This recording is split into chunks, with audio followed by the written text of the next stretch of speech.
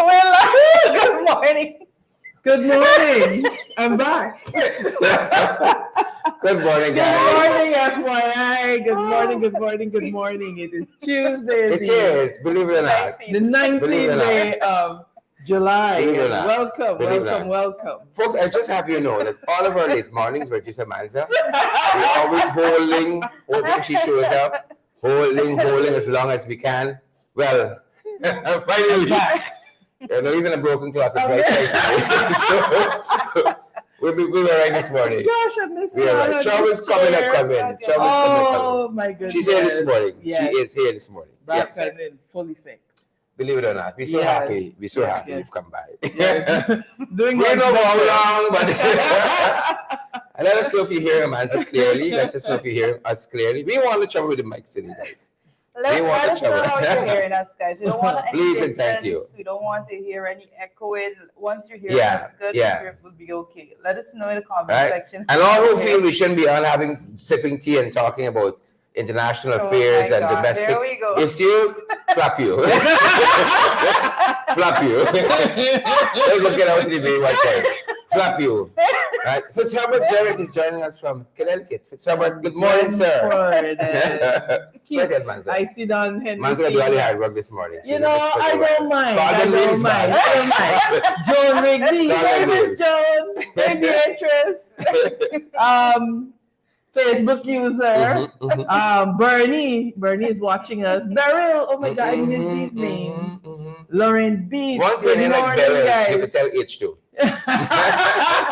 You can tell Warren Figueroa says good morning. Warren Facebook user says love you guys. We love back to you. Right. We love back to you. We put in the tea. We love back to you. I'm just wondering how long we were live. Welcome back, Amanda. Welcome. You also discovered what happened before we were live. It's good to be back, though. Good to have you back. I had to. One time we thought you're American now. No. You're going full. No, so I think it's important that I say, I had a sports injury. I lifted, I exercise, and I lifted badly. Yep. Sharon. No, anyway. But it resulted in me tearing my shoulder, so I was out of commission for a good couple of mornings. But I'm back and better. So we don't need the Chief Justice to say whether you're a dual citizen or not. Oh, a lot of people go to national and put their hand in the Bible and tell us a story. No, I am a Guyanese. Good. I am a Guyanese since you said silver, but no, it's good to be back. I had to. My doctor said, no, Amanda, you're going too much. You have to rest. And because it's my right arm and I'm right-handed, I had to chill out for a moment. Sometimes when you need rest, the good Lord has a way of arranging it. It's true. I had to take a minute, but I'm back. We're happy. The joy of some of the consternation about it. We cannot confirm 99. We cannot confirm 99, but it's good to have you back, man. It's good to have you back. You smell like the States. You smell States. States. Yeah. Lime run a little couple of days. The shield and the glow girl, you come back. We're good to have you back. Good to be back. Yeah. Guys, how are you doing? Suriname is in the house, Carol, right? Carol, what's happening in Suriname? You've been out with the folks. Yeah. Some of which we're going to be talking about. As well. We hope you guys are great out there. Roxy and Andrews. And Is it Chow Pao I'm seeing there? Chow Pao. These two coalitions, proper name. These coalition ladies. Did you reach out? Hi, Chow Pao. Hi. I hope you're good. Sure, feeling all sorts of ways to the corner here. Facebook says we so lively what you guys drinking there. Yeah. We can't tell you because them boys are appetizing to we can't tell you. Right? But we were so kidding. Whatever it is, we just want to. We were told one morning that's the guy needs over soak. We over soak. Yeah. No, it's true. I find it's true, but it is. What is them like this tea bag? I can't give it. But the price of tea bags, you better over soak. Get two value. I'm gonna put it in the fridge. I got the tea bag and rest in the fridge for tomorrow. Chin Sing Henry says, "Look who's back. It's who? You call me like a whistle." Just say you call it like a whistle. It's who? Oh, Somebody's back. Susan Washington says, welcome back, Miss Samantha. I feel the hatred there, Miss Samantha. Right? I feel the hatred. Auntie and those things, right? I was going on and somebody said, big auntie, look, I feel it in my heart. I'm like, big auntie. You know me there. You know me there. I was in school. Yes. Jumping around, running around. Yes, your head is high and your steps were swift. No. Don't worry. Every time I celebrate my daughter's birthday, I realize that I'm a year older. Yeah, getting up there. Speak for yourself. Or spring chicken. Or will say she wanted if I brought that something for Sherrod through. Goodies. I done so many things. I don't know what helped. The honest to God. Yeah. Right? I was always 1 foot outside the death or to fully help. I don't know what worked, honestly. So many things people kept recommending. The last one, my mother-in-law did some molasses with some lime and something else with a concoction. It wasn't good? No, but you see, no. I'm a country girl, so I believe in those remedies. What molasses? Listen, a container, and for those of you who grew up in the country, you could tell me. A container with molasses, honey, lime, nutmeg was always in the back of your fridge. So as soon as your mother goes in there. Always carrying the bag there. That thing there. I'm still trying to recover. Right? But I find since my last birthday, like everything aching more. Like this morning, I had to be rubbing on some muscle. But yeah, it's like this. Everything kicking up now. Everything kicking up. But folks, we're happy that you guys are here. Gladstone Matthews and Oren Don, Cook and Michael Gittins, Deshaun Alexander. Man, help me call some of them. Aubrey Leonard. Thank you. Welcome back, Aubrey. Yeah. And Simone Hooper. Yeah. Gladstone Matthews and Michael Gittins and Linda Baker. Oh gosh, I tried to understand, Aubrey. I lost from my last from Blackwood. Oh wow. Lost Aubrey. Majesty. You see, she's back. Yeah. Sherrod, you know, let me tell you something. Look, well, Dancer should tell you about the molasses and lime, but you don't listen. It's true, Sherrod. He doesn't listen. Sherrod different. So when he was little stuff, yes, so Sherrod, I have because I usually have like emergencies, those packets, because it gives you good boost, right? I said, Sherrod, look, mix oil, Sherrod. Something else. That thing was something else. Bernadette Craig, good morning. But listen to me. I seen some of the compliments here, and it occurred to me. It has occurred. How that story in the Bible of the prodigal son has merit. Because I've been here all this time. I hear Black King and all these weird things. But the prodigal daughter has returned. And looks to, a coat of many colors and everything else, You have been enjoying the reading here and them trudging along, Absence makes the heart. Yeah, apparently. You have to understand. So good to be back. Pinky Kerr and all the other folks, we invite you guys to share the live. You know how we do it. Smash that emoji button. I found that the shares were a bit down though. We got to do better. Yes, because you're missing. You're getting that. To give the I hope now that you're back. Come on. I hope now that you're back. Things will change drastically. We hope. You gotta pull the power. But we're gonna make sure, guys, make sure you share the live as the man is advocating. And you smash that emoji button first and you partner with us as well. All important things to keep us moving. Typically male. Wait long to take little medicine. You see that? It's true. I feel attacked now. It is a thing. I feel attacked. We all got to be a death's door before you even say we're going to the. Well, I was there, and I don't know if it's the sickness or was the cure. That's what I was there. I was right there. Isabella Butter says good morning. Yeah. Adam Henry says yes. I love this. Diane Johnson says good morning, FYI family. Good morning, everyone. And let's know what the weather is like at your end. Yeah, do let us know that. It's been raining so unseasonably. Cats and dogs. Yep, all who hear press can be very right.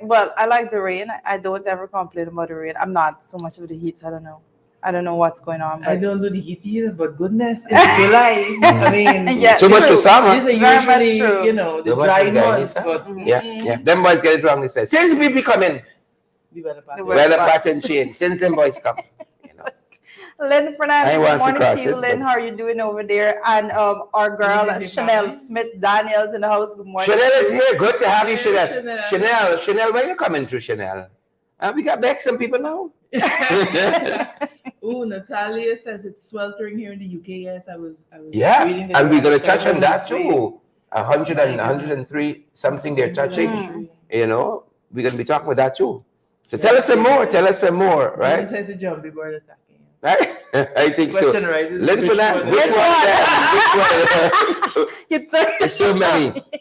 You took Which one of the birds? Which one was jumpy boy? Which one of the birds?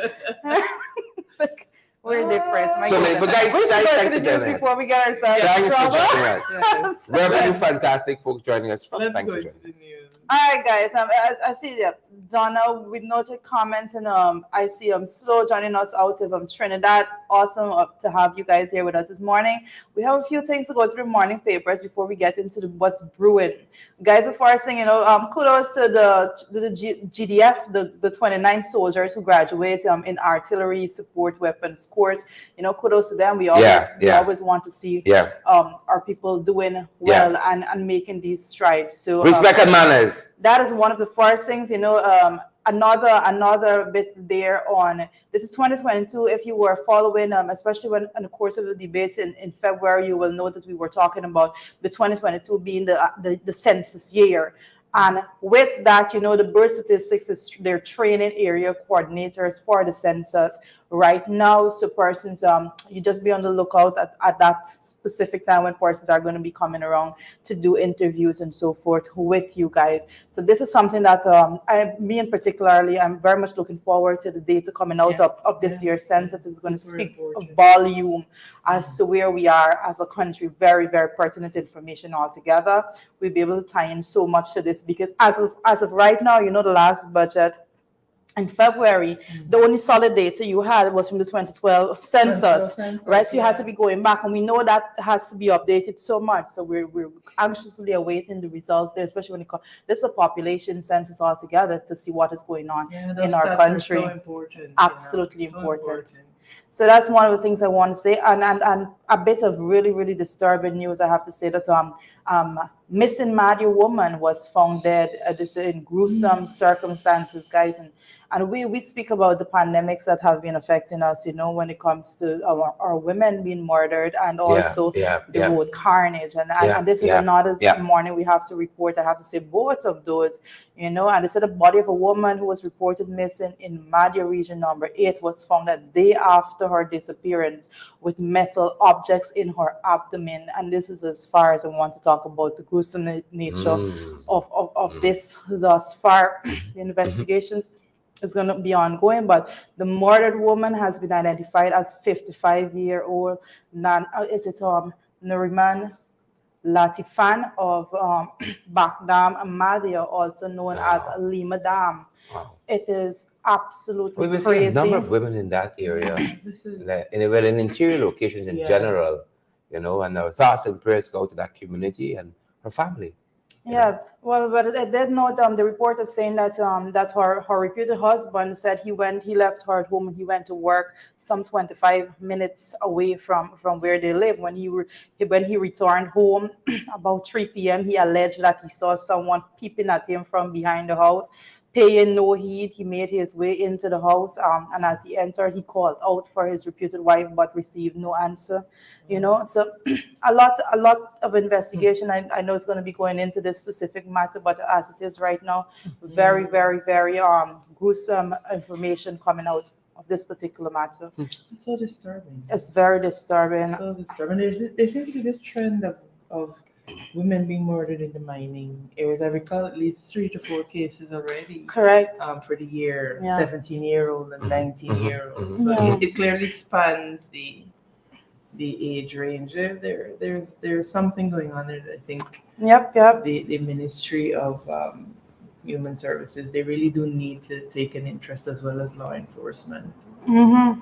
Correct. Correct. Yeah, and as we go a little further, guys, like I just said, the two main things that we've been talking about is the accidents in road carnage altogether, and we've seen a charity Goldsmith actually died yesterday in an accident there. Lorenzo Hendricks, very very sad news there. 25-year-old lost his Wow. life there in an Wow. accident. So our thoughts and prayers are with both family members of these two individuals, Mm-hmm. both Lorenzo and the woman that Wow. lost her life there in Madia. We are tremendously saddened to have to be speaking about these matters this morning. We say to those folks that's using the roadway, again, we give the caution, be careful. Yeah. Be very, very careful as to how you're utilizing the roadways. It is we have been losing too many lives. Yeah. I always say it, in a country of less than a million people. Well, we Care we and have caution and all we those have a things are lot still we have a very lot relevant. at stake when it comes to our human resource. We don't want to be losing the lives of young people or anyone at all. Yeah, it's we say arrive alive. It's really very important that we pay attention and exercise the 5 C's when using the road. You know, it's important that we get back to our families and to our loved ones. So slow down, please.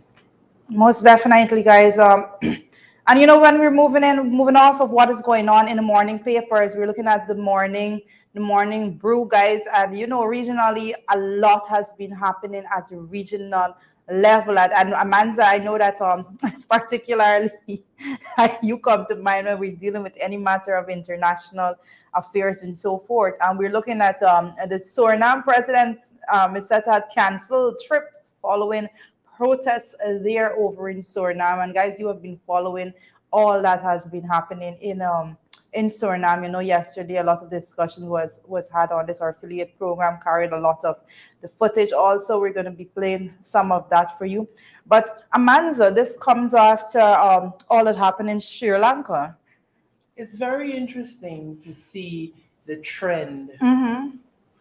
that is happening across the world in terms of people and populations expressing their displeasure at the actions of their government. Yeah. I keep saying that civil disobedience is a legitimate form of expressing your displeasure, and it's very heartening to see united people demanding more of a government. Yeah. And Yep. I noticed Yep. no less a person than Clement Rohi Wow. That's interesting. Yeah. asking Guyanese to take note. Mm-hmm. I don't know if it is lost on Mr. Rohi that the exact things he was asking Guyanese to stand in solidarity with Sri Lanka with are the exact things Correct. that Guyanese are being Correct. afflicted with here. Correct. And I don't know if it is subtle way of saying, Guyanese, Mhm. need I That was think a that's wink. what It it was a was. wink. It's a wink. I think so. I think it was a wink. wink. I think it was a wink. He's That trying we to make need- that things we right. need to get it together. Yeah. We need to get together as a people and to demand more.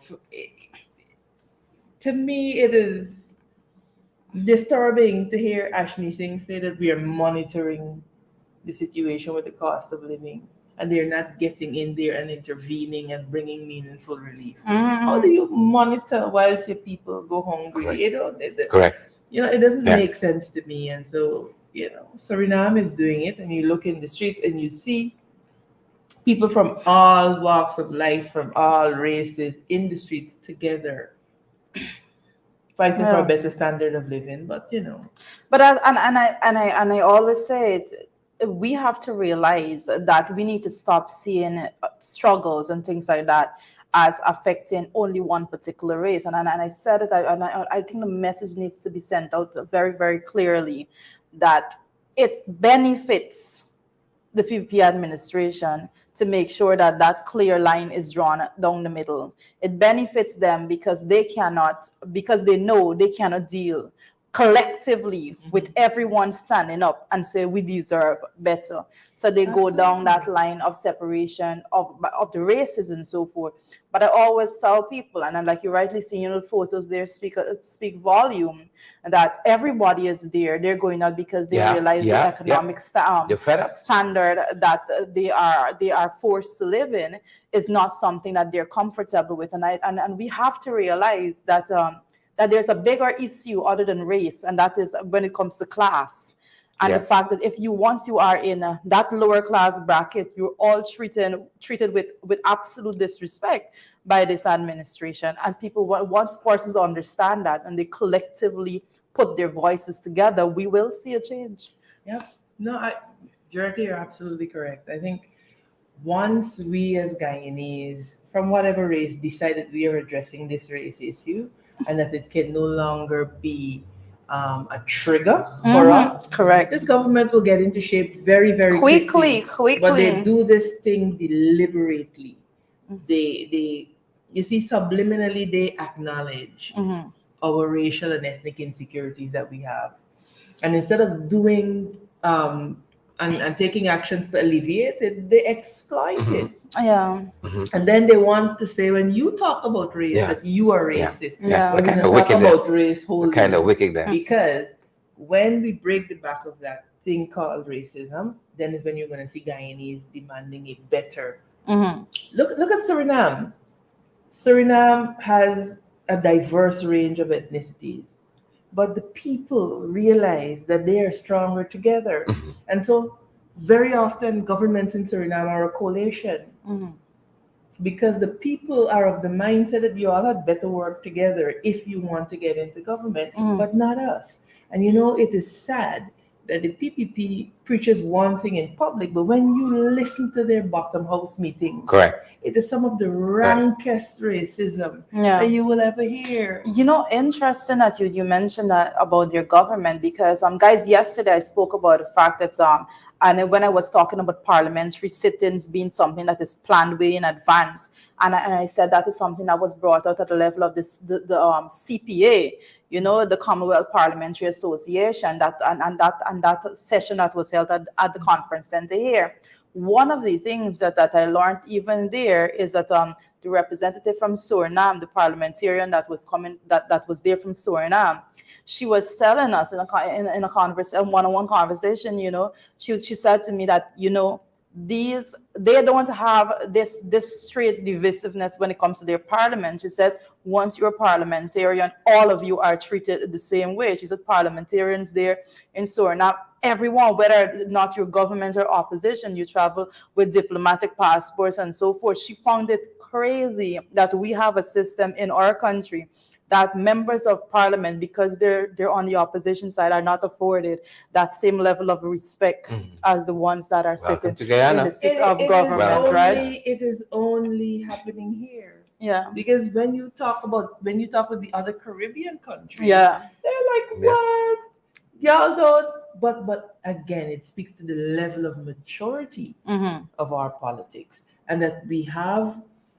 And this is something that happens on both sides of the political divide, and we can be very honest about that. That we have a system of crushing the opposition, and in political play there is a place for that. Yeah. It's a healthy competition, but for some reason there is such a level of poison injected into our system, acrimony, and vitriol and acrimony that. You know, we fail to stop seeing each other as human beings. And there's this rancor. And the people of Guyana continue to be the poorer for it. You know, on an allied issue, Starbuck News referring to the PPP's decision not to allow, at that time, the outgoing chairman of the National Insurance Council to speak at last week's event, called it small-mindedness, and some of that is what seeps in to the politics from time to time, and it's real small-mindedness. You rightfully said, you know, there is room for competition and all that goes with that, but to go beyond that and to try to slide the other side at every turn, which is what this government does, at every turn, to give you no room and no space, you know, that is quite something else. And then they come and then they shout over a democratic nation. Especially when it comes to regional representatives, I believe in National Assembly, you know, that's the next level, because that's the people of the country deciding specifically that we want this region was won by a particular party, and then the regional representative in National Assembly is not given the resources to actually go and do the work there. So it's a lot, but the man is rightly saying, you know, you have to take look at it in totality, and everyone has to realize that in order to move forward, everybody needs to have this, or both sides need to make this decision as to how you move As to forward. how you move forward. Yeah. Because, I'm sitting here and I'm remembering the Attorney General had a lot to say about, an effective opposition. I don't know how that is going for him given his streak in the courts recently, but that is another story. The issue is you cannot have an effective opposition if they are under-resourced. You have an office of the First Lady that has been given a larger budget than the office of the opposition leader. To go shopping in New York. And before the trolls and the things that, y'all just interested in money, you must sit down and think that a strong opposition is important for you. Very well. It's Very important well. for you. I mean, if you're serious about developing a country, a strong opposition is important for you. A strong opposition means that you have to be well resourced. There's no running around it. Yeah. And they're like, talking about money. Then you all don't talk about money. Yeah. If it's not so important. The folks who come in Thursday for money? The folks who come in Thursday for money. Not to talk about money? And so this is where and this is why programs like these are important, because we have to continue to speak to people, because as we say, informed citizens make informed decisions. Correct. So, we got to get it together, Sri Lanka and Suriname.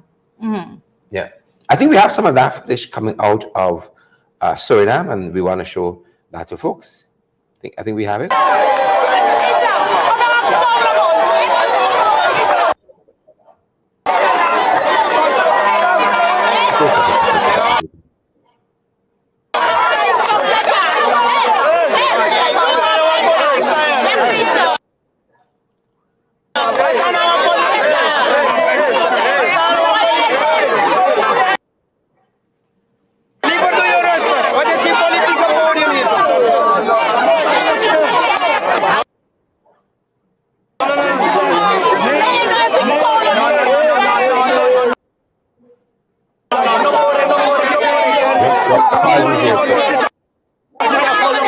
Apologies there.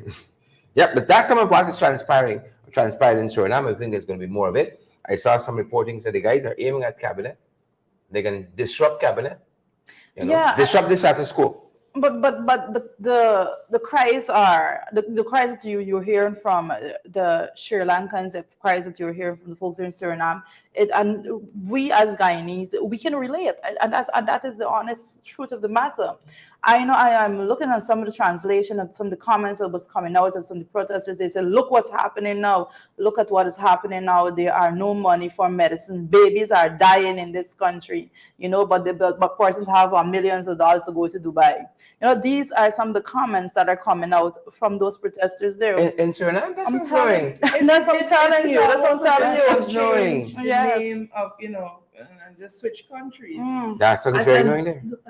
But look, by God, these are the things that bring the people out into the street. And we have a vice president caught in the middle of scandal and does not have the dignity to remove himself and allow for an investigation. Yeah. That's really unfortunately. Just blatantly disrespecting Guyanese citizens with their comments that they're making as to how that they're treating with that. Yeah. Let the relevant people do the investigation. What the hell? What the hell? People? That's where we are. Unfortunately, before we kind of ran ahead of ourselves a little bit there, and I wanna pull us back because we're supposed to be here. We're supposed to be starting here. But nonetheless, we're talking early on about what's happening in the UK and these record high temperatures, right? I mean, 104 degrees Fahrenheit is pretty hot. Right, 40 degrees Celsius, it's pretty hot. That's just some of what is happening on that front there. And the thing about it is that you're seeing, and this is why I often am concerned when people talk about, there's no climate change and this is not real. Yeah. But we are living through phenomena that we have never seen before in our lifetime. And so there's definitely something amiss. There's definitely something going on, and we have to pay attention to these things. Please and thank you. Because when was the last time we heard about wildfires across Europe? It's concerning. Lots happening. Nonetheless, and we're going to continue to follow on that front. Yep. What else we got, Rita? Well, You're just queuing us in. on the local front, guys, believe it or not, the police using body cameras. Uh-huh. The police are using body cameras. Was there any for that Quinn and Bacchus operation? The police are using body body cameras, Interesting. Mr. Duncan. Yeah. The notation is off. Right. Notation is off. All right. So, while it says here that while it presents some challenges to operate even after training is conducted, right? Portable video recording, also called body cameras, are being used by ranks of the Ghana Police Force and the Region 4B commander related how the device helped clarify matters in one case where a complaint has been raised. But what is very interesting, I believe, is that it says that Starbrook News recently, we're taking directly out of Starbrook News here, Starbrook News recently spoke with a number of senior police officers, including divisional commanders, who related that all 12 of the policing divisions have body cameras. Wow. Did we notice? Nice to know. It's amazing way directing to this country. By the way. I don't understand a particular, I don't understand when this happened. When does this happen? Mm-hmm. The policeman in the supermarket at Paradise with the chocolate. That's what He was wearing one? No. So every time a police officer stops you and they're asking you to leave something, they have cameras on. I don't know. You got the on button. You got the on button. You definitely have an on button. It's interesting, right? Very much so. I support body cameras. Who knew? Body cameras. I support the steps of actually having, obviously, body cameras used. I believe that police vehicles need to be completely equipped with cameras, and police always should have body cameras on, because it's going to take away a lot from the level of corruption, that the chaplain was praying about. Yeah. Lots of things happening, folks. Body cameras. FYI for information. That's good. I want to personally check to see if they have. No, I've encountered policemen with body cameras. I've encountered policemen who seem to think that they need to follow you and flash your vehicle with their cell phone cameras. Yeah. I was speaking about that yesterday. That the fact even when there's protests here, that there are ranks of the police force that are out there taking pictures with every single protester that is there, and I don't know where in the law it provides for that. Actually, your name and I don't know, and they take your photograph and so forth. But while that is happening, quite interestingly, we're seeing some other stuff happening on the East Bank. The folks at Houston, they're taking it easy to this proposed radioactive storage facility there, and they've actually been now decided to take the EPA and Schlumberger to court. Well, yeah. Yes. But again, the strength of your institution. The strength of your institution. The fact you got to take EPA to court. If you have to do this says that somebody is not doing their job somewhere. Yeah, but kudos to the Houston residents for actually taking this initiative, because these are these are extremely serious things when you talk about radioactive equipment and stuff like house, carried by Prodigal 3 and 4 and so on. Carried to those places, you will see very, very quickly. I know our biggest youth this morning focuses on injustice. And this is some of that. In some areas, you won't even have to ask. You just would not go there. But you know what? In some other places, you got to beg for your rights to be recognized. We have a lot. I believe there is. The EPA needs to really check on a lot of these particular matters, because when I read this, one of the things that came to my mind is the fact that there are so many transmitting stations you would find throughout, like Region 4 in particular, Georgetown in particular, that have so many stations to do this, and the actual equipment that these things utilize they have specific dimensions that they have to be away from people because of the radiation that it gives off and all of that. So people need to be very, very careful. And this particular facility, I see the need here for the residents to be doing what they're doing, because the EPA is supposed to be protecting. Correct. This is correct. residents. As the name suggests, as the name suggests. Environment protection, exactly. They're supposed to be protecting. They do everything else back. EPA should be the one that is holding these companies at bay when it comes to what they could or could not do, because EPA is supposed to be standing there as the guardrail when it comes to your health and well-being and what right. The EPA now is being sued. but again, guys, this is just indicative of just a complete breakdown of law, of order, of our institutions. The EPA has had perhaps its most qualified head since its existence, in the person of Dr. Vincent Adams. And one of their first orders of business was to fire him and replace him with somebody who had been fired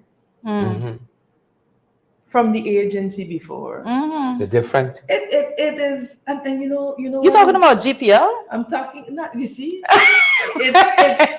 It's several institutions. You check across these sectors, you will see that competent professionals have been replaced with people who were either fired for incompetence, for corruption, for thieving money, all of these things. Now, the EPA, which plays such a significant role, the capacity is decimated.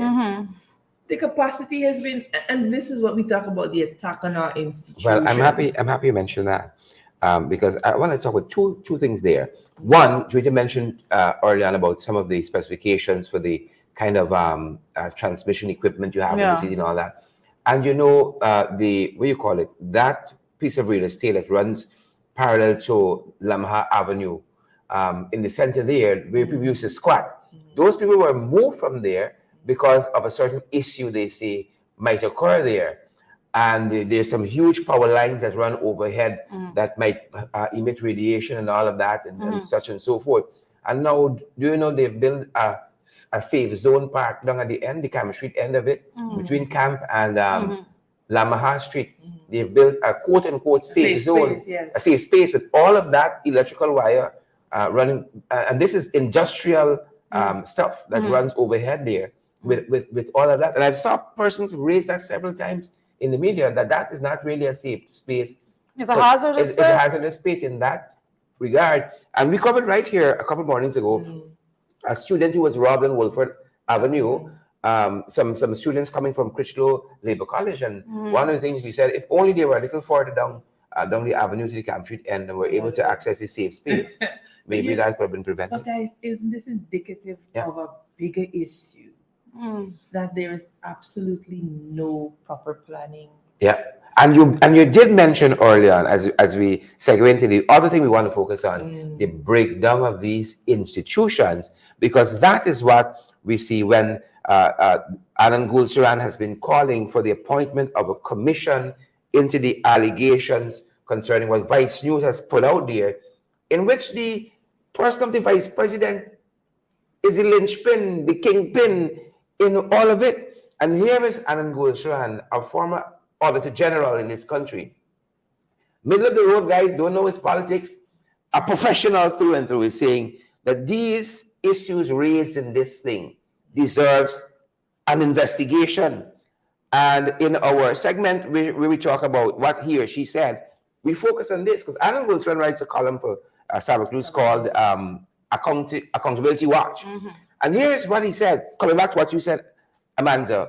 He said that considering the scale of the alleged money laundering activities in the Vice News piece, the lack of capacity of these and other watchdog organized agencies, and the reporting relationships, and three, the less than impressive track record in dealing conjointly with issues relating to corruption in government, the president should instead appoint a commission of inquiry to look into the allegations. Here is he talking about the lack of capacity in the organization should be watchdogs, like the EPA.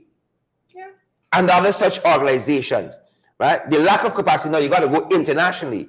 He goes on to say finally that depending on the outcome of the inquiry, an international investigative agency selected with the assistance of the United Nations should undertake this assignment. We don't even have the capacity locally because so many people will be implicated in this whole thing here. And that's what he said this morning. And he is right. I would say that we need an international investigative agency from the beginning because we live in Guyana and we are very aware of how polarized our society is along political lines. Correct. Even the public sector is politicized. And so I am not sure that we will have the capacity locally for an impartial investigation, or at least an investigation where the investigators are free from fear and, quote unquote, pressure. Yeah. But this is serious. I was a bit disheartened to see that the vice president, in the face of these allegations, would be going around like it's business as usual.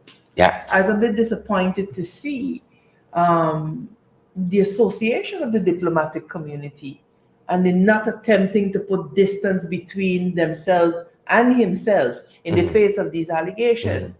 Because I would say very clearly, Sharon, that if it was you, if it was me, if it was Joretta, or if it was anybody on the opposition side, the whole of Guyana would have come down with a hue and a cry, because we tend to be very hard on ourselves too. Correct. So it would have been our people plus the other side Correct. on our case. Correct. But you do not see that. Instead, what you see is a glorification of this skullduggery. Yeah. It is as if, yes, he's out there in your face and he all take when they don't even realize that they're saying you take to yourself. Correct. Because to the extent that you condone this level of foolishness. Yeah. Corruption aside, he's a good man.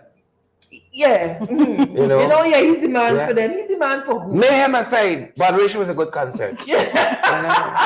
No, but you see, what beyond us we call good Corruption evil aside. and evil good. Yeah. And that is the part that we are heading down as a nation. Yeah. These people are bad for Guyana, but they are able to thrive because they know that they have pushed this ethnic thing so far that a couple of things will happen. One, they'll be able to prey on ethnic insecurity, and two, they control through fear and domination, even their own.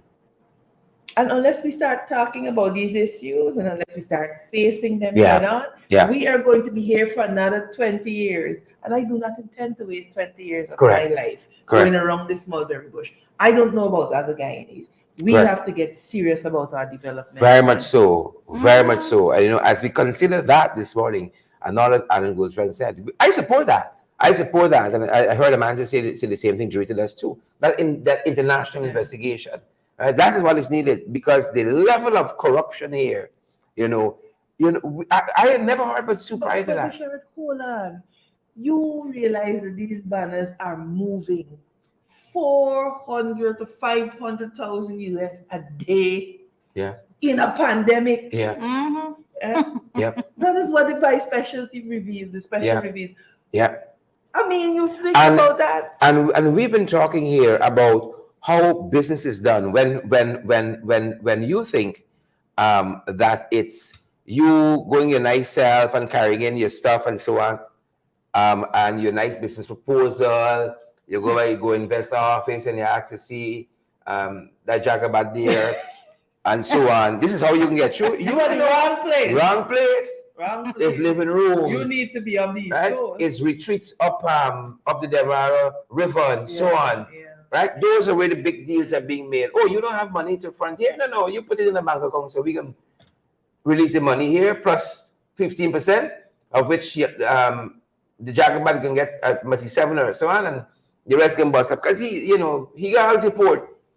All. So he gets all the support. This is serious and very serious. This is an issue that we have to keep on the front burner. We got to keep this issue on the front burner because it continues to be a problem for us. as Guyanese. Yep. We simply must. It cannot be business as usual. Definitely can. And this takes us now into the big issue this morning, where we're focusing on. It's justice blind in this country. You know, justice is supposed to be blind, man. I think that's what you learned when you're studying law, the way you go on to do. You did your LLB, your LEC, your masters and all of those things. You think that justice is blind, right? You think there's a level playing field where justice and other things is concerned. But it's not so much. It's not so much in this country, because we recently learned of this man's story, Justin John, 9 years on remand. Manza, in this country, think somebody to talk for you, to represent you, you know, to sponsor you. Were you there? He said nobody came to visit him because he's from the Rupununi. Can you imagine? So his family don't have ready access to come to Georgetown and to put up a hotel and stuff. Nobody came to visit him, right? He was unrepresented because, you know why? He poor. He ain't got the money. And even that, the justice system flagged. Because you could have an attorney provided for you. You're supposed to.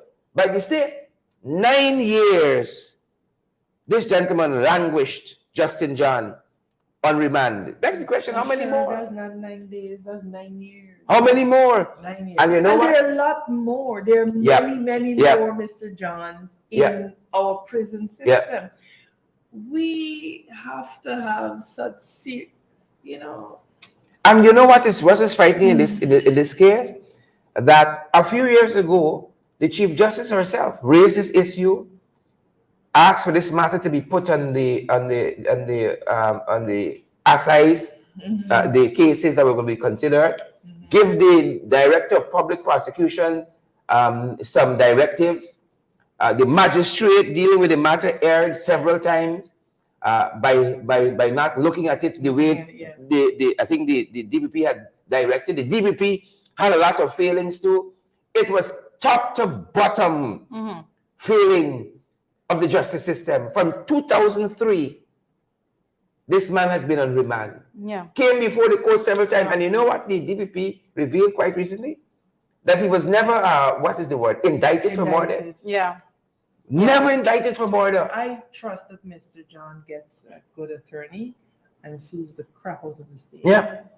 Because jail is not an easy, prison is not an easy experience. Yeah. And to be there for 9 years. Prison is not a bed of roses. At the Criminal mercy of says. the system, to me, is inconceivable.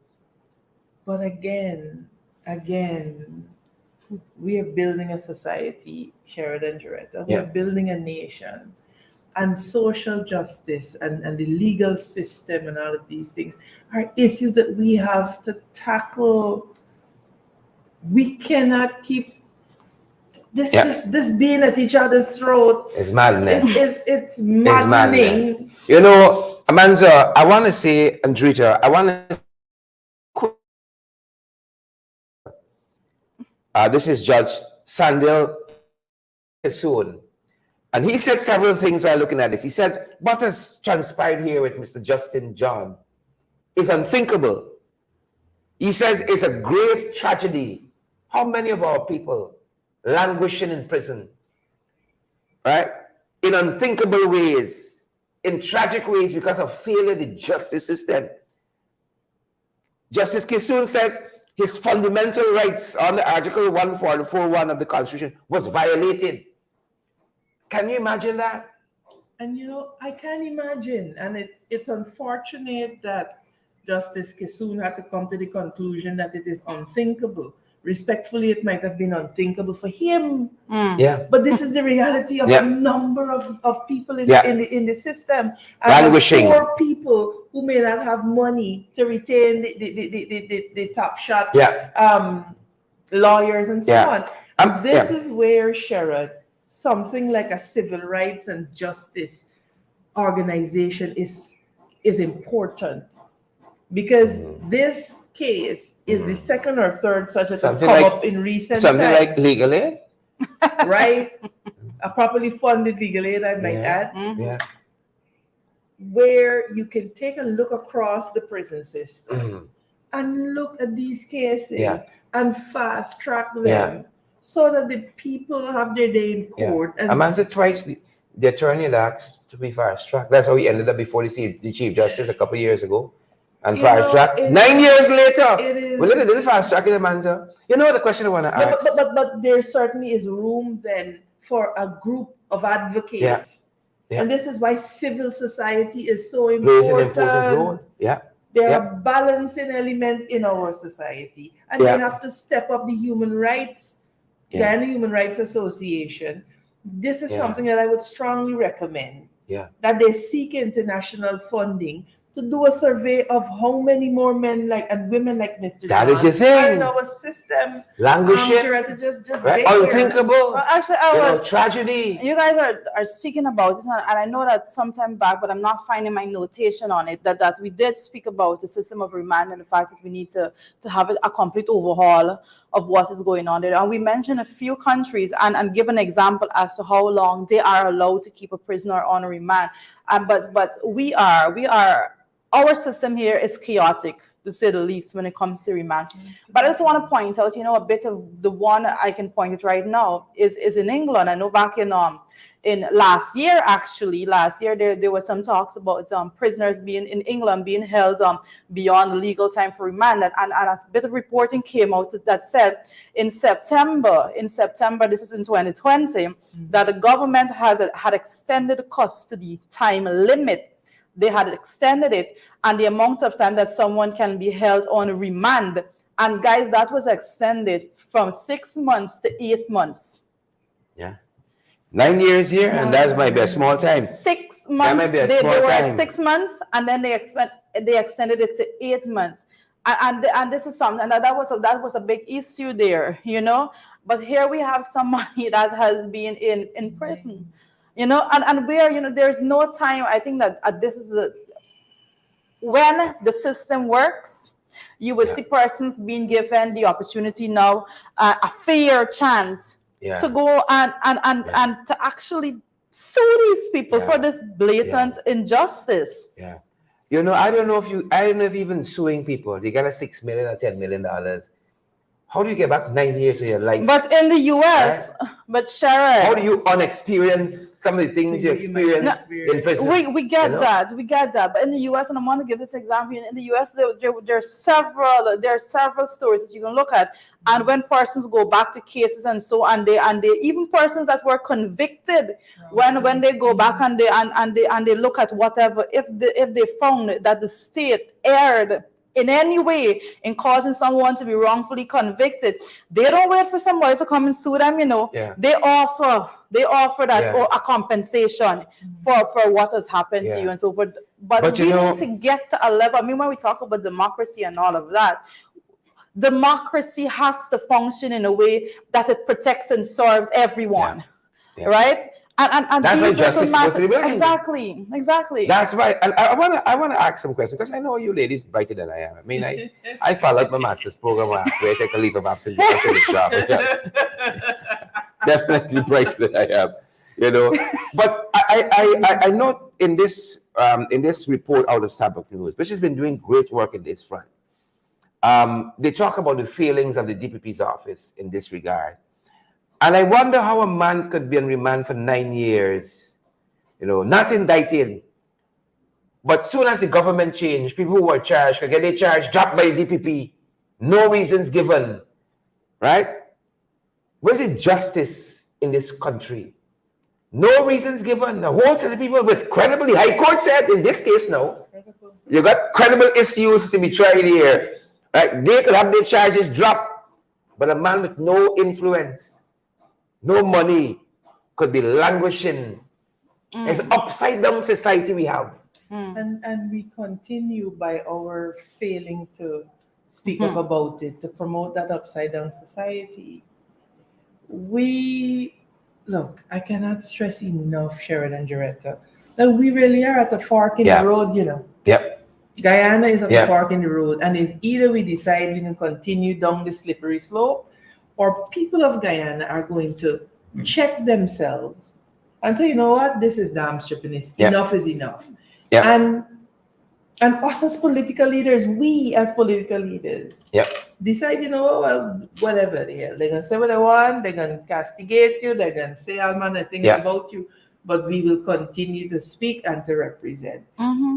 At some point in time, I stopped and I spent some time in the US recently, and I was reflecting on the civil rights movement. And I was reflecting on just how duplicitous some of us can be, in that a lot of people, a lot of Guyanese of Afro and Indo descent go to the US and they benefit from the civil rights movement. The movement that was driven by people like Martin Luther King and allies and so on. But yet they sit there and they condone. Yeah. But let me throw some other things they in. benefit. The very things that people like Martin Luther King marched against. Yeah. Things like affirmative action. They sit in these countries and they benefit from it, but they promote division at home. Let me throw a couple of things out there. Yesterday, via Village Voice, they have been tracking the promises that were made to Buxton a few weeks ago and the reality to date. Oh. We talk about justice brought in this country. I'm going to come to that. You could see a man who had his Belanje taken away be compensated by before the sun goes down, and 7 ministers going to Buxton to give them a basketball hoop and what do you call it? Lawnmower. Right? They got no money, but in other villages, right? Catch grants sharing out like this. But in Buxton, they gotta wait. And I don't want to forget, man, because you were there. Just yesterday, we were looking at the 3 young men who lost their lives in Linden, protesting for what? That the electricity tariff is not raised. That's what's going to cause them the debt, That's the difference between life and death in Guyana. You got all the villages, you could run the police with cutlass, beat up a policewoman. Right? Nobody's ever sought out, for justice. But in other places, you dare not. I saw 16 persons hauled before the court recently, right? For crimes no less than what were, perpetrated other places when police were run out of a community. A policewoman was running for her life, having been assaulted by that village. Where is justice in this country? These things confront us as we think about one Guyana, and what does that mean?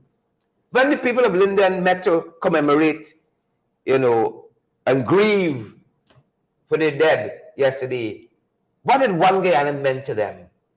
I didn't see anybody from the government there. Did we have a representative too? No. Oh. But Sharon and Joretta says this, and I think we often miss it when she says it. You don't think the PPP knows that when they do this, it boils the blood of some sections of Guyanese society? They know, and that is why they do it. Say blood got to boil. No. You understand? They know that if we selectively respond to, and this is, the reality is that our politics is cut down along ethnic lines. There's no if or but or sugarcoating it. Stark division along ethnic lines. The PPP manipulates us, and we have to stop falling prey to their manipulation. They do it because they know that they will get a certain reaction. They give the fisher folk compensation, but they don't give vendors. And when the vendors speak up, because the vendors are from a particular, by and large, in some areas of a particular ethnic majority, and I use this for an example only. They go back to the fish folk and see, say, they know why y'all get. That is the playbook of the PPP, and we have to stop falling prey. These are not smart people, but what they do is that they are ruthless in exploiting our ethnic insecurity, and that is why what they do. So we can sit here, all 3 of us, and talk all day about to give this body and then give the body, and that is what they want. What we have to continue to say to our people is don't be fooled. What we got to say to the people at Monrepo, don't be fooled. You don't be fooled. Because when they come and they give you $200,000 for 5 pillory and 2 egg ball in a glass case. Mm-hmm. What they're doing is making you a target by giving Sherrod and not giving Jaretta. And Jaretta don't have any. Yeah. Jaretta don't come for what is Sherrod's. Yeah. Yeah. And then you perpetuate a cycle of seeming ethnic tension and hate. Whereas if Sherrod were smart, what Sherrod would do is say, listen, you give me 200,000, but look, make sure you get Jaretta because I ain't able to come and stress me out. I ain't able to come and rob me in the night. I want to be able to sleep in peace, me and my family. So make sure Jaretta gets your thing too because and that is the type of discussions we have to have with our people. And the other thing I want to throw on the table is, for instance, what do we say to our indigenous brothers and sisters, you know, who had a national two-shows conference quite recently that the PPP hijacked? And we spoke earlier of them not even wanting the outgoing executives to play any role. And just read Starbuck News yesterday and I think this morning, they've dedicated editorials to this, talking about that. And that's only the two-shows council. In the villages, you know, we've been chronicling them here. Wiki Kalkuni, Horuru, Isanuru, you name it, Chinese landing. Could you imagine international bodies hand down a decision? What you're doing there is violating the human rights of the indigenous people. This government don't even care. I want to actually add They've been something. begging them to come and meet with them to talk about how they're going to resolve this, you know.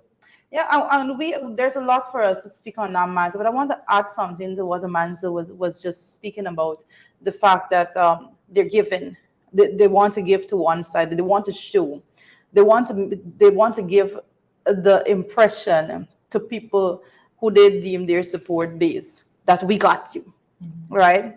But I want to add to that, you know, a video was circulated very recently with none other than the CEO of Gaisuko there. Sis Narayan Singh. And his words are very instructive, I have to say, what he used, because one of the things that you must never miss is that once they give you something, they expect gratefulness. They expect that you're going to look at them like, oh, thank you so much, my Lord. Don't be any macaron. You know, you can't critique anything that they do. If they come and pass by you and drop a 25,000, then how dare you complain if you are not getting proper health care, proper education? How dare you complain if your road is not done? Like, you forget we give you 25,000, right? And I say it all the time, you know, you must not at any point in time let the PPP administration believe that these bits of handouts, especially when it comes to cash handout that they're given, should be something that muzzles you, muzzle that particular group of people. But I want to say, you know, I have my own ideas as to, based on trends that I've been seeing from previous years in our country, as to the demographic and the demographic mix of Guyana right now. I'm super excited, you know, about what I mentioned earlier, the fact that we have a census this year, because it's going to be very definitive as to how government operate thereafter. And I kid you not, I mean, when the results of the 2022 census is out there, you're going to understand further what I'm talking about. But there have been a sort of demographic shift within our country and a pattern that derived up until 2012. Right? And we will see, and you will further understand why we say all that we say. The people may operate a whole lot differently after that, but it is within their DNA to believe that let us push this race issue as opposed to any other issue, because they believe that that's how they benefit at that level. And I have to say that as good students of economics, you know, we deal with statistics and numbers and all of that. We have to know, and we have to call a spade when we see the way in which the PPP is operating. We have to be very much so informing the citizens out there of why it is being done. And we need to let persons know that we are living in a country that it's no if or but. Every single voice counts. Every single last one counts. And you're going to see those numbers. It's going to come out, and I'm going to explain it better for you when that time comes. But you need to understand, you need to get it very, very thick in your head that any bit of silence on your part is a positive to what they're doing. To oppression. Yes. And that is so important, because very often we sit and we say, but I'm one person. Yeah. I don't have influence. You But do. the fact is that whether you have $2 million or you have one, you have one vote. Correct. And that is Correct. your most powerful and Correct. most, outside of death, it is the most powerful and most equalizing Yeah. thing in Yeah. existence. Your vote, one man, one vote. And you see this point Joretta makes about the numbers is super important. And it's going to tie into something that the National Security Advisor was My God. talking about. I can't wait for But it. we hadn't done this program. I don't know if we're gonna get to Yeah. it, but it speaks to. No, I'm not as optimistic as you are that they will change their modus operandi. I think they will be forced. Make it Because work. to me, Make it work. they are one trick pony. Yeah. You know, One trick pony. They don't know anything else. Anything else than oppression and division, and it is in their DNA. And so Jack Dio and the PPP cabal at Freedom House simply use their supporters and manipulate them so that people like Sue can continue to get all of the support. You know, I as Rita was talking about demographics and you talking about the numbers, I remember recently seeing an ad in the paper. I know we're a country of 6 people, but I saw one company asking for Latinos only. So the disrespect is real. Latinos only. But when people believe that Latinos they're in only. a country, they're operating in a country where even the government disrespect the people, then they believe that they could disrespect the people too. And it is symptomatic of what we have been warning about, that whilst we fight amongst ourselves, Latinos only, the people are coming in. And mind you, I have a swing like to this. Guyana that are in a development mode, we will necessarily have to import labor at some point in time. Yeah. But what the government lacks is a proper immigration policy. Yeah. But with that, Amanza, as you talk about immigration policy and proper immigration policy, in some countries you could only go and get the work if a native can't do it. Precisely. So to deal cards at the table, you're telling me Latinos got to be imported? The people said they wanted. Let me read from this thing, man. Come on. The people said that the company is seeking, and I'm willfully not calling the name here, is seeking suitable qualified person. Princess Casino, you get in the news. I don't want to give them. They don't pay. They don't give us any Let's see what it says. No, I don't want to buy it. Say, I don't know these people got a casino. Anyway, they're seeking qualified persons to fill the position of table game dealers, right? The requirements is what's interesting. The requirements is nationality, Latinos, age between 19 to 25, English level, basic, available to attend training. No experience in casinos is necessary. No experience. English level has to be basic. You're dealing with a guy in this line, yeah? Listen. I have something different I want to say about this particular thing. Say it. These people did not put an ad in the local newspaper. And then they went ahead to put that which I read there, in Spanish, right? So these people did not do that because they are importing labor. Let us put that one side. They're not importing labor, made them do this. They did this because they are acutely aware of the fact, and the man has been speaking about this, I spoke about this a bit myself, that in our country right now, the amount of persons that are living in Guyana currently that actually fits into what they're asking for is unprecedented. Last evening again, I was down there buying bread from Bakewell. And when you bank Bakewell corner heading down North Road, you see that demographic. Yeah, but it's there's not. Manzi, we do not know the number. It's an and.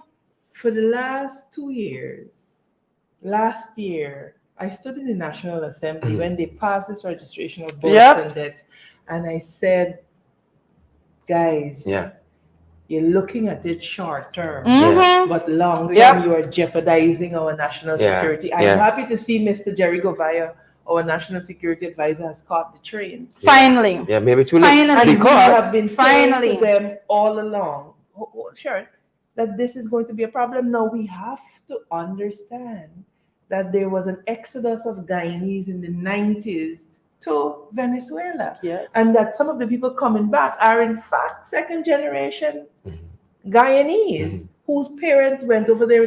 So we have to draw a distinction. And in order to be able to draw a distinction, this government has to have in place a proper immigration policy. The truth is we can't have a problem with immigrants because so many of us, our family members have been immigrants in another land. But what you have to have as a government is a proper system that makes sure that your Guyanese citizens are protected, that their patrimony is protected. And so that being a citizen of Guyana gives me an edge. There ain't nothing wrong with giving your citizens an edge.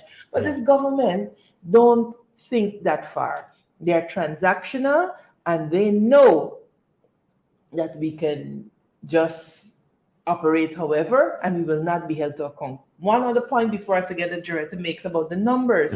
That is the reason they don't want to clean the voters list. The numbers. Because the numbers will show that a certain demographic, and this is where people, we got to start sitting and we got to stop. We got to put emotions aside and study the numbers. The voters list being cleaned will show that a certain demographic has exited this country at an alarming rate. What the PPP has done is open Pandora's box, because you have now put lax requirements in our births and deaths law, so that a Toshao could say, yes, she born here and I'm getting a Guyana birth certificate. And in doing that, you have opened the entire Essequibo to come in and to be settled by people who may have nefarious motives.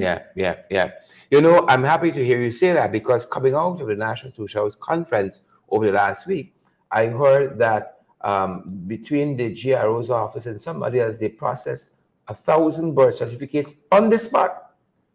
1,000 birth certificates on the spot.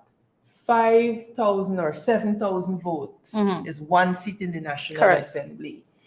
Follow the numbers. Interestingly, I brought up the Buxton experience where the ministers went and made several promises. They promised to take in GRA there, NIS, and a number of entities to help sort out some issues that our citizens have, whether Buxtonians or otherwise. Well, the Buxtonians still waiting. 1,000 birth certificates were processed. National Two Shows Conference. And they will do it because they know that they will get away with it, and they know. And you know one thing I'm struggling with? I don't think you had 1,000 people at the conference who didn't have birth certificate. It means you could have said, well, my daughter don't have one. And whether you were able to produce her on the spot, or they had a what do you call it, a JP to swear to, and then they get a birth certificate. That is troubling to me. But and like we said, it opens the door to another issue. There will be no advantage to being a Guyanese. You go to the UAE. As a matter of fact, it's a disadvantage. UAE people can't get UAE citizenship. It's a disadvantage. Even if you are born there, if you're not born to a national, you don't get citizenship. This government has to stop being lazy. And they have to start being creative and coming down with proper solutions. But we know their problem and that they ain't got the capacity. You know, ask us who could help. You're talking about that. It occurred to us again because of reporting we saw that when the Saudis were here, the big land offer that was made. If you're an embassy, we have land, and people were very upset about that. People who were waiting, they get a 2x4. Very upset about that. Coming out of the Vice News piece, we learned that Sue is one of the largest landowners in this country. And Sue, I don't know if Sue is naturalized. Listen, you know, you have to, and this is why it's important. Another story too. Sue is not new to Guyana and the PPP. Sue's father. Sue's been here a long time. Father. Generation of middlemen. Sue is in the generational middleman business. Sue's father had a very close relationship with the PPP government in their 23-year iteration. So Sue is not new. It makes me wonder if Sue is fronting as a landowner for somebody. To Guyana, it is entirely possible. Landowner? One of the largest? Wow. Right? Now, I saw a letter from the Ministry of Housing, asking people to come to Providence. Oh yes, I saw $750,000. With $750,000 Guyana dollars. Yeah. So you want to tell them boys out there, everybody that go in this place. Going in there, rob them. I mean, my God. Yeah. Don't even say you have to have a manager's check. They said you walk with $750,000. Oh my goodness. Wow. We Wow. in trouble. Wow. Last night I was telling you guys earlier, and I bought some bread. I saw about $750,000. And I asked the girl for 2 bags of tennis roll. You know, they got the 5 in the bag. 2 bags, and I look for bread. I gave her $1,000. She gave me back $50. No, because that is the cost of living. She gave me back 50. That was a little. People living in this country. I didn't get back the change the last time, which means that I should have buy all the bread she had one time. If I had a little money, you know, I would have do that. You know, but we're in a bad place. People said you are required to walk with a minimum deposit. Of approximately $750,000. This represents approximately 50% of the cost of the lot. We have to ask ourselves, where the average guy? I ain't see $750,000 in one place in a long time. In a long time. Yeah. Kind of them, moving forward. He has all the support. But the point is that this is where we are as a nation, and the point is, how long are we going to sit in this place as a nation and take this level of disrespect? You know? Yeah. And I want to tell you another thing that I find our people fall prey to. There's a place in politics for taking care of your own. An MP ought to take care of their constituency. There's no shame in that. Where I have a difficulty is when people are not able to see objectively when they're being used. I find even some people who don't traditionally support maybe the PPP go and say, yes, you know, you should take care of your own, and you see what the PPP doing, and you see what the fact is that if you share the patrimony of a nation to a selected group, it is wrong. If you doing it or if you doing it, it's wrong. And wrong is wrong. Yeah. And we have to, as a people, begin to take that stance. That wrong is wrong. If the AP and UFC was wrong for doing it, the PPPC must be wrong for doing it. Correct. And that is something that I find the PPP thrives on. Right? Oppression is okay if I am doing it. Correct. Corruption is okay if our side benefit. Corruption is okay if their side benefit. You know? You see, y'all chicken, y'all in teeth, and so on and so forth. And those are some of the comments that you hear. And that is not how you build a nation. You should give people money. Not the chocolate from the supermarket. No. The hard truths. The hard truths. But these are the mindsets that we are going to have to confront and break in our society if we are going to ever get to the level of the Barbados that we like to go and throw back at the beach, the levels of the other small islands that got none of the resources that we have. Yeah, I think that's important. Mine is absolutely correct. You know, we're responsible for the legacy that we leave behind. You know, we're responsible for the legacy that we leave behind. And yeah, a lot of times I read comments and so forth, and persons would ask stuff about Barnum and those things. That I'm responsible for the legacy that I leave behind. You know, I'm responsible for my words, my actions. And because of that, I know, and I can look at a lot of matters very dispassionately, especially when it comes to politics, when it comes to division of wealth and those things. You know, I always have to say, you can't look at a position of equality, and if you want to do something, you have to look at from a position of equity, give who needs more. You know, and all of those matters. But we, as new young leaders, political leaders, it's absolutely important for us to have this conversation that you're having right about now. To say you have to call a spade, regardless of where it comes from. You know, them people don't call spade. You could have Darmala talking about dildo, and who knew dildo in National Assembly. He would never be recommended for suspension. You could have Kwame beating up on our female MPs. He would never be recommended for suspension. No. Those things don't happen. You could have Barjagnew be caught with his hands in the cookie jar. He'd never be, sent to the Privileges Committee. No. Fairness?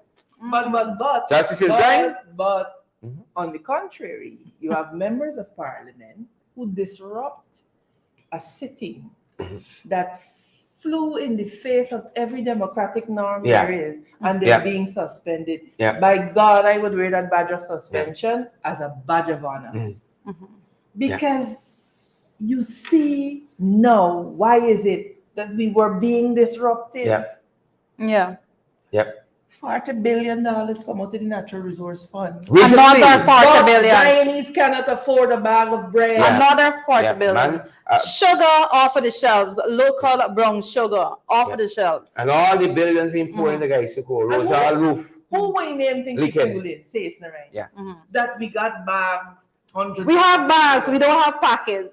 Well, if you could carry Same 750,000. different. Same We are different. Guyanese. Yeah. Since when you know we are averse to going and collect 100 thing of sugar and parting it off into 4 pound things.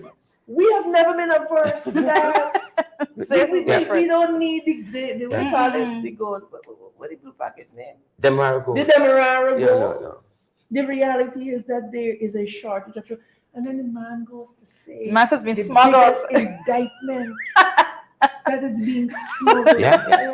It means Not gold, not borders cocaine, are not marijuana. secure. That is an admission. That is an indictment. I don't know how he processed that particular He statement. I mean, before it came out to Different. say that our sugar is Different. being smuggled. Like, how did he process that? You know, I think he needs to be investigated for having information. Well, you know, of God will such. call for him to be sacked, so.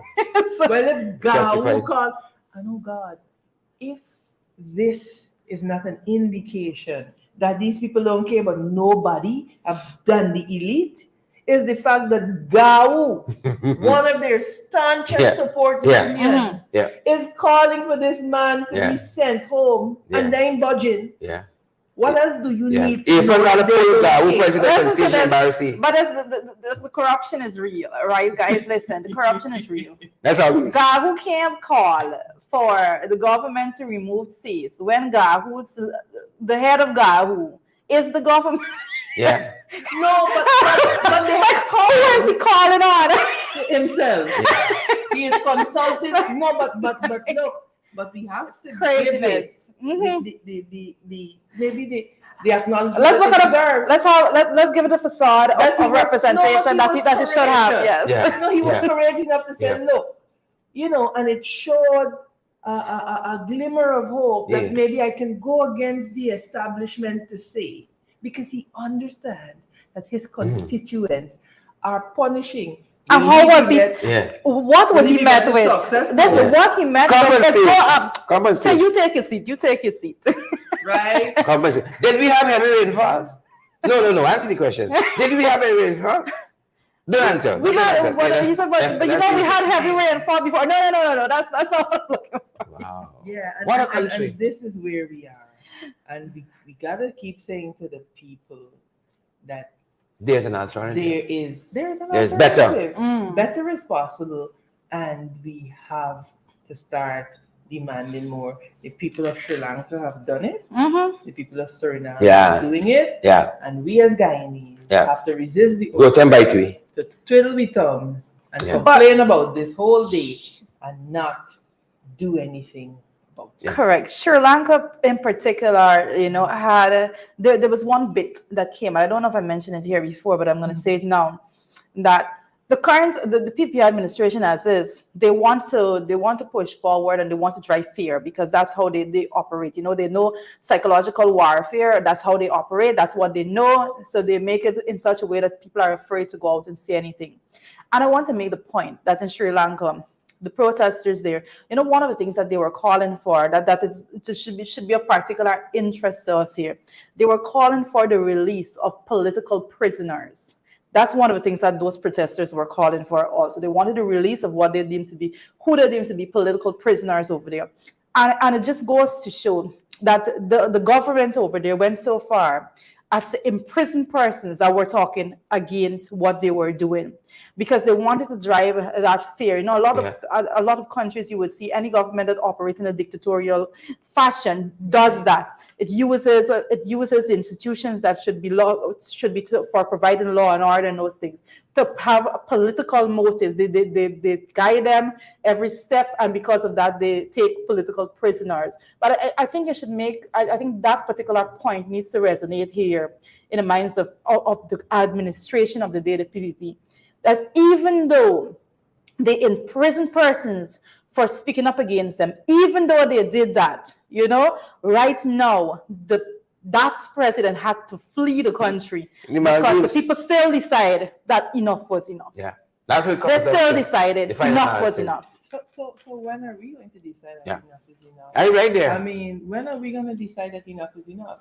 I sit and very often I see, what the opposition doing, what is doing. The reality is, and we have to understand that any struggle has to be multi-sectoral. Mm-hmm. For the life of me, I cannot understand why we are not hearing from the Public Service Union. Mm-hmm. We have to arise from this sleep and slumber that we are in. Where are the churches? Maybe them boys get buyout. What are they saying? 31 opposition MPs cannot do it alone. Mm-hmm. Civil society has a role to play. Yep. The labor unions more so have a role to play. Yep. Are you not hearing from them? Agreed. The public sector, the public service, has the ability to strike such a blow at the heart of government and the turning of the wheels of this country that they should be respected more. But their gatekeepers need to account for why is it that there is such inactivity. For why is it that your public servants can't afford a bread? But some of you are flying around this country, flying around the world on first class tickets on their union dues. Let's talk about that. Let us talk about those things. Because it ticks me off that we continue to subject ourselves to less, that we continue to live in subhuman conditions. But what are we? What are we? Are we human? All are involved. And all are consumed. Are we not human beings? All involved, all consumed. Man, I'm sorry to get worked up on the first day of my return. But folks, this will have to do it for us this morning because we're past program time. We're heading on to half hour into the overtime. But folks, we're happy that you stayed with us. Simone Hooper and Florette Jacobs Ward, Desiree Smart, Felix, Marlon Thomas. Yep, some of the folks who've joined us, and we're so grateful. Good to have you folks with us. Margaret Nelson. I see Marlon Thomas talking about the GPSU. Non-functional. Non-functional. And public servants get up every day. Raining 8 o'clock and they're there with the umbrella. Trudging through flooded streets. And the union is silent. But as we program time, we can talk about it another day. It's ridiculous. It's more than ridiculous. It's more than ridiculous. Do you find what goes to you? Or should we give us a man? No, Jury. I see smash the emoji button. Yabo Natasha Congreve is here. I'm very late. Definitely this morning, but it's always good to have you. We may have to go and look back at the program. It's gonna be there. It's gonna be out there. A lot we have discussed it's gonna be there this morning. But Alison Richards and you guys, all of you out there, make sure that you do your part and share the stream. Absolutely necessary that the information is spread throughout of the country. We have a lot to discuss. But when we're looking at the overarching issue that we dealt with today, justice not blind in Guyana, and we are seeing this every single day. Call it out, and I am going to ask everybody to make sure that you call it out. We have to do our part. We continue to do our part every single day. You see us here every day. We're doing our part every single day, on and off here. And we have to say that we appreciate all of the information sharing that has been done on your side. And also we encourage you to do your part and partnering with us so that we could continue to bring you credible information. Yep. That's it. We on Zelle, PayPal, Cash App. You name it, MMG, MoneyGram, Western Union. Party with us, folks. Stay safe. We there. We there. That's the time, guys. Have a good That's morning, our time. guys. Stay safe.